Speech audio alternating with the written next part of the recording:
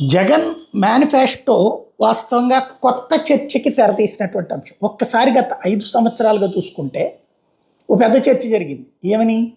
ఉచిత పథకాలతో దోచిపెడుతున్నారు, శ్రీలంక అవుతుంది, వెనుజులా అవుతుంది, అర్జెంటీనా అవుతుంది అన్నటువంటి తరహాలు చెప్పుకొచ్చారు. అయితే జగన్ ఏమన్నాడు? వీటికి సంబంధించినంత వరకు ఇది వ్యక్తిగత జీవిత మెరుగుదలకు సంబంధించింది అన్నాడు. అట్టెట్లా చేస్తావు, దోచిపెడతావన్నారు. ఇప్పుడు జగను ఆ పథకాలే కొనసాగిస్తాను, దాంట్లో ఒక 3 పథకాలకి మాత్రం ₹4 పెంచాడు. ఇది తను చేసుకొచ్చినటువంటి ఆస్పెక్ట్.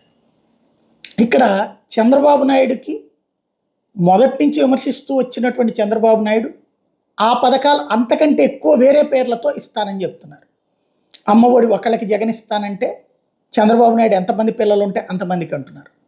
ఏడాదికి ₹18,500 జగన్ ఇస్తానంటే వాటిని నెలకు ₹1,500 చొప్పున ఇస్తానని చెప్తున్న చంద్రబాబు ఎంతమంది ఉంటే అంతమందికి ఇస్తానంటారు.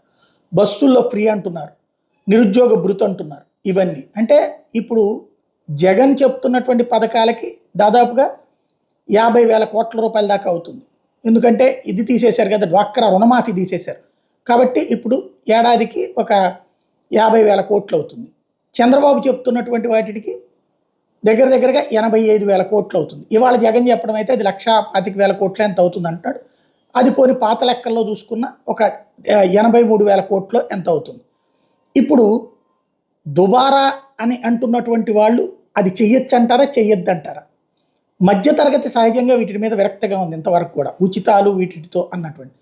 ఇప్పుడు జగనేమో ఉచితాలని సరళి తగ్గించాడు, అదే సందర్భంలో మధ్యతరగతికి స్థలాలు అంటున్నాడు. అక్కడేమో వేరే రూట్లోకి తీసుకొచ్చినటువంటి పరిస్థితి. ఏం జరుగుతుంది ఇప్పుడు? ఎలాంటి చర్చ జరుగుతుందో చూడాలి. మళ్ళీ రివర్స్ చర్చ జరుగుతుంది ఇప్పుడు, చూడాలి.